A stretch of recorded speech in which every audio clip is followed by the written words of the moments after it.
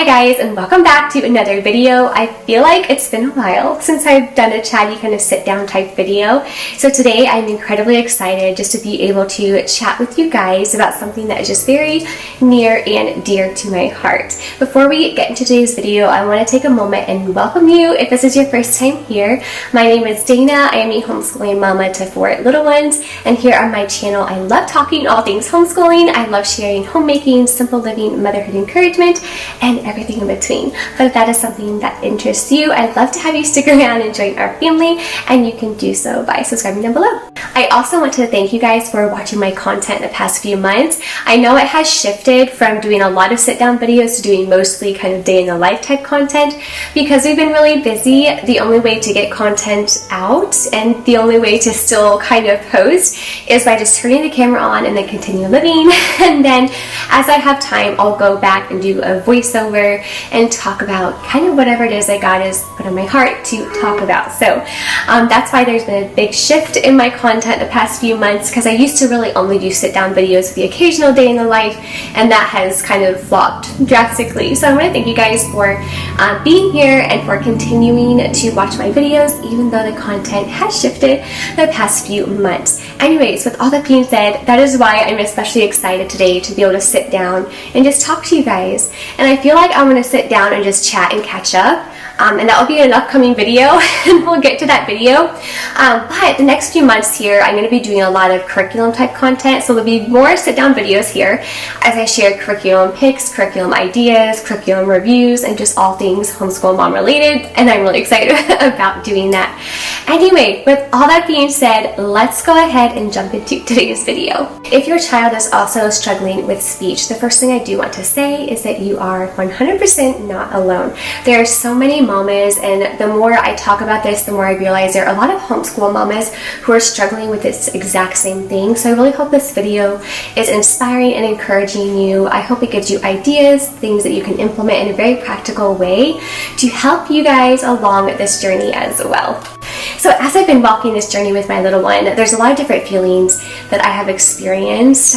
When it comes to teaching a speech delay, it's the feeling of worry. I've experienced the feeling of failure, of feeling like I'm not doing enough or being enough for her, the feeling of, you know what, maybe I should hire a local speech pathologist, maybe I should hire a local speech therapy agency, maybe I'm not doing enough or being enough or doing the right thing, and like all of these thoughts that tend to sneak in, especially as mamas. I know mama guilt is a whole other thing, but then when there's a speech delay and you hear all the outside noises of, oh, she needs to be in speech therapy, she needs to be doing this, and like all this stuff, it can feel really intimidating. And so when you don't see that quick progress or fast progress, which does not happen in speech therapy either, it can be really easy to feel again like a failure. At least that's been kind of my journey the past couple of years, is feeling like, you know, there's always something more that I should be doing or could be doing to help her.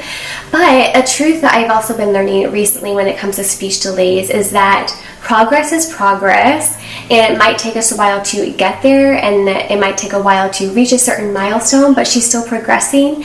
And that is just the most incredibly encouraging thing to me. To where we were 2 years ago of not being able to understand her at all, really, to 2 years later having fluent conversation with her is amazing. So we're going to talk a little bit about, you know, how we kind of got there to the point of where we are able to communicate fully, where we are now at the point of where we're able to teach reading and language skills and like all those things as we move on. I hope this video again encourages you and inspires you, especially as a homeschool mama who does have a speech delay or anything like that. We can kind of feel again like we're not doing enough, and I'm going to prove the opposite today, I hope. So as I was preparing for this video, and as I was kind of looking up some studies to kind of back my point here scientifically, is that you as a mama are your child's best option and best teacher and best way that they are going to develop in their language skills. There's no other person cut out for this job. You can hire the best speech therapist in your state, but you as a mama are the one that's going to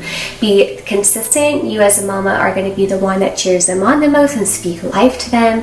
And even the best speech therapist cannot give what you as a mama can give. And the reason why I'm saying all of that is because there's been quite a few studies showing that the children who succeed and the children who most importantly retain the most information are the children taught by their parent or the number one care provider, caregiver I should say. Because when the emotional connection is there, like a child with a parent, they're much more likely to retain. So I feel like the issue is as well, knowing other mamas who have taken their children to speech therapy, sometimes it does work. However, most speech pathologists and speech therapists will tell you that you as a parent are the one that needs to be consistent and put in the work at home. And so because we are the parent, we are able to have that emotional connection, so they're automatically able to retain more because those little ones are solely relying on us. And so therefore, when we are teaching them and making eye contact with them and communicating, they are much more likely to retain everything given them. I think that's a beautiful thing about homeschooling as well, and honestly something that is encouraging is that when we are doing things with our parents, those become like the core memories, things that we're always kind of growing up with. And I think that's a beautiful thing to remember as well, not just in speech training with your little ones, but overall the homeschooling journey, is that you as their parent are really the one cut out to do this job. So I wanted to share some very simple, practical ways that you can also help your child develop in their speech and language skills. Number one, and this is something that took a while for me to get used to, and that is to narrate everything you're doing. This was definitely an interesting thing for me to do. So when I was washing dishes, I would tell my speech delayed little one, I was like, Mommy is washing dishes, Mommy is loading the dishwasher. And I wouldn't just narrate, I would make sure she was looking at me. I'd be like, hey, Maddie, Mama is like loading the dishwasher. And that is a way for their brain to kind of connect the words with the action. And this has been one of the biggest things that has helped. So even when I'm getting her dressed, Mommy's putting your socks on, Mommy's putting your shirt on, Mommy's going to tuck you into bed, we're going to read the stories and things like that. But narrating everything, and even though it might seem monotonous and you might feel silly doing it a little bit, that is one of the biggest things I have found that helps her the most, is just narrating things. So when I first started intentionally doing speech therapy at home, narration was just a daily part of my thing. I was talking about what I was doing all day long, especially when she was in the room. The next one that we do to develop her language skills is one that is very probably given, and that is to read aloud a lot, but more specifically read rhyming things, read the same books on the daily basis. So I would pick her favorite books. Some of her favorite rhyming books were Goodnight Goodnight Construction Site, like Steam Train Dream Train, all those books that are just like really cute and fun and just interactive, but also they make sounds, like the excavator when it goes to bed and things like that, but it also rhymes. And I found that, even reading it consistently every night for 2 weeks, by the third week she was practically had the book memorized, so she knew what words came next. And because she knew what words came next, in her mind she was already filling in the blank, and then the following week she was actually saying the next word. So I'd be like, good night, and then she'd fill it in, construction site. And so as you're reading the same stories over and over again, they're going to become more fluent, and then they're going to try to fill in the blank, so when you do step back and let them fill in, they'll be able to. And that is a beautiful thing, and I loved seeing her pronouncing new words, especially big words, as I let her kind of step in and read the story back to me. Another thing that really helped is using like hand motions or gestures or sign language. That has really helped kind of bridge the gap from communicating or not communicating. Again, she's putting in action with the verb, action with the word versus what the word actually means. And that actual physical connection of showing like what the word is and using all the gestures also really helped with her development. So the next thing that I intentionally did when we started speech therapy, and this is something that I want to say contributed a lot to her kind of forming full sentences and communicating, and that was singing. Singing has such a beautiful way of slowing down language and of blending the sounds together that really verbally talking can't do. So we would sing a lot, and we would sing even basic little things, like when it was time to go to bed, we'd be singing a song about bed. And when it was time to brush our teeth, even though all I said was time to brush your teeth, it would be in singing form. And she started doing that, and I found that she could sing things that she couldn't quite speak. So I encouraged her so much to just sing and to practice even now, honestly, when we're doing our for reading practice and things like that, I still encourage her to sing. And I also want to say for speech-delayed little ones, as you are, I'm kind of jumping ahead here, but as you are teaching reading or as you are teaching phonics, encouraging them to sing the blends together first before saying them individually is a beautiful way for them to really hear how all of those sounds blend together. Another thing that is huge when it comes to language development in little ones is imitation. This is, again, really big. I feel like all these points are really important, but imitation is huge as well. So you can say, can you say mama? Can you say daddy? Can you say spoon? Can you say plate? But not just having them imitate you is really important. I've learned, especially in the beginning year of working with her, has been imitating her, because sometimes little ones might not think of what they're saying, because when they're speaking, they know exactly what they mean, but when you repeat back to them, they realize, oh, that's not what it sounds like. So imitation has again been a huge thing that has really helped with getting her to realize, you know what, I need to maybe practice saying this a little bit more. And so, for example, when she first started saying the word spoon, she would just forget the S and say poon or oon or something like that. And so I'm like, oh, you want an oon? And she'd be like, no, I want an oon, even though I was repeating it back. In her mind, she was saying it the correct way. So imitating back and being like, okay, you want a, and then she would say it really slowly, oh, spoon, okay, you want a spoon. And so imitation is huge, because little ones just might not understand that what they're saying is not right. And so imitating back to them that what they're saying and how they're saying it is so incredibly important. I would say between imitation and modeling that language, getting down on their eye level is one of the biggest things when it comes to developing speech in little ones. Another thing I want to talk about here when it comes to different strategies to help our little ones, and this one might be a little bit controversial, but it's just been my personal experience as far as what works, is there's a lot of wonderful YouTube channels with people who will practice speech and everything like that, but as I was saying at the beginning of the video, our children need us, and they need our interaction, they need our attention in order to retain a lot of information. So while I do think there's a lot of value in shows that do talk and speech and teach little ones how to sound, like make sounds, things like that, I do think there's a place for those, especially if you do have screen time and you choose to do that, that's fine, but not to fully rely on those shows to teach your little ones. They don't have that emotional connection as they would with you, so they're not going to retain that as well. And that's not to say, again, that they can't be useful or that they're not valuable, but your little ones really need you to interact with them, to have eye contact with them, to slow down speaking, and to really emotionally connect with them. And you're the best one, definitely the best one cut out to do that. So as I was editing this video, I realized I never actually talked about what we are using for her as far as our homeschool when it comes to teaching phonics, reading, and things like that. So I'm going to address all that in an upcoming video when I share our curriculum picks for the upcoming school year. So I am so sorry, I totally forgot to mention exactly what we do when it comes to our homeschool and teaching her how to read and all the things. Anyway, keep an eye out for that video. I'm sorry, I totally spaced it on putting it in this one. Anyway, back to the original video. So those are a few of the strategies that we used in our home when it came to really that solid first year of being really intentional with working with our speech-delayed little one. Some of our favorite toys and activities and things that she just has loved and that I have found really to be the most successful when teaching language development and forming new words and things like that are very simple things. Now, I will go ahead and say, when I first started researching and doing this whole speech therapy at home thing, I fell for a lot of the different toys out there that said they help speech, so I bought a lot of different things. A huge reason why I bought Mr. Potato Head and all of that stuff was to be able to help her form different words, let's put on the eye, let's say eye, let's put on the ears, let's put on the nose, and it's interacting.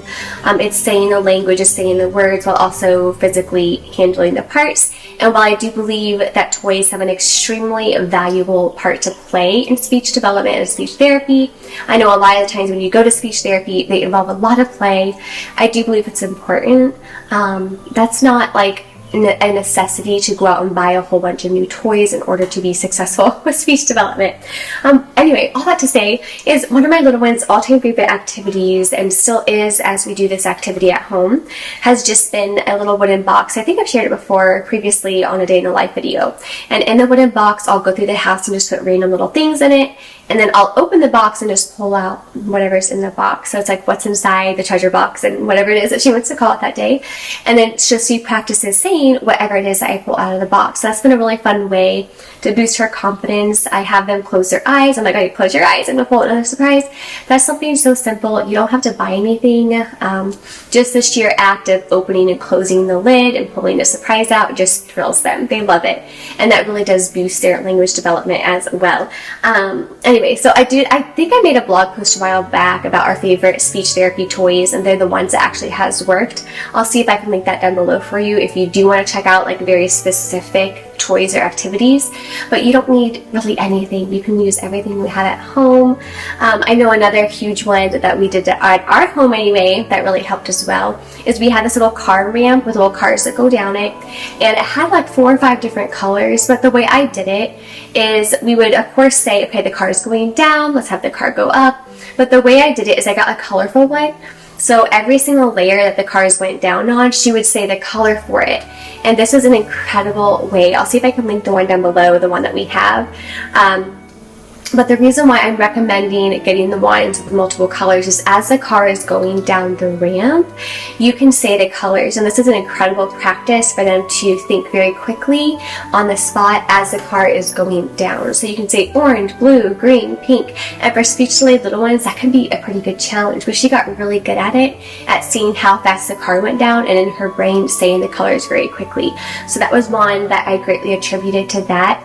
Another thing that you can do with the car ramp is you can label them with letters, you can label them with numbers, and as the car goes down, they can practice saying different letters, they can practice saying different numbers, but in their brain, they're watching the car while connecting the dots to where the car is at, and I found that to be one of the most powerful things. So that little wooden box that we put treasures in, and then that specific car ramp was the 2 top picks when it comes to working with her language development. So something I want to talk about too, and this is something that I did not get right at the beginning of my speech therapy journey, and I'm going to talk about a little bit why I failed in this area in just a second here. But one of the most important things that I've learned is this is more important than our strategies, more important than our activities that we implement, more important than read alouds, like everything. It's probably one of the most valuable things. And that is the power of speaking life over our children. And I really want to encourage you in this, just because I feel like science has proven so much that words can completely shape our brain, right? And we can choose the non-positive ones, and that shapes us in a negative way, or we can choose the positive, and that will completely reshape our brains as well. So we can choose what way we want to reshape the brain. Either way, we're going to reshape it, right? And when a child does hear those positive, affirming words, that's just going to completely change how they view themselves. It's going to reinforce their confidence, their learning, but most importantly, it's really going to reinforce their emotional security. And when I was talking about at the beginning of the video, is when our children are emotionally secure and emotionally connected to us, then they're going to retain stuff so much more. And so it's so incredibly powerful and important to speak life over our children. With all that being said, I believe the opposite is also very true. So if a child hears you're behind and or you're delayed, and if you ask them like, I don't understand why you can't talk, and like if you get frustrated and you're showing frustration while they're doing, this is an area when it comes to speaking life in that I was talking about earlier that I really failed in, because when I was explaining to either friends and family why they weren't talking, in my mind I was doing the opposite of good, because I would kind of make the excuse of like, oh, she's speech delayed, it's okay, or oh, she has a speech impediment, don't worry, it's fine.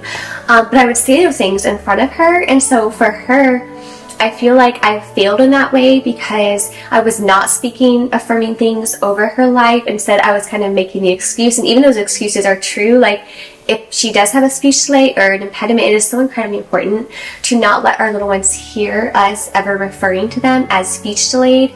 And this can be hard when we want to defend them, especially in public, or if people stare because they can't understand what they're saying, or if people say like, oh, what is she saying? I'm like, oh, I'm sorry, she's just speech delayed. It's like, we never really want to say that in front of them. That's something that I did not get right in front of, like, at the beginning of my speech therapy journey. And to be perfectly honest and transparent, it's something I still struggle with, because as mamas, I think we want to jump in and defend. We want to jump in and defend because, like I said, it's almost like that selfish thing for me personally, where I don't want people to think ill of me because I'm not doing enough or being enough for her.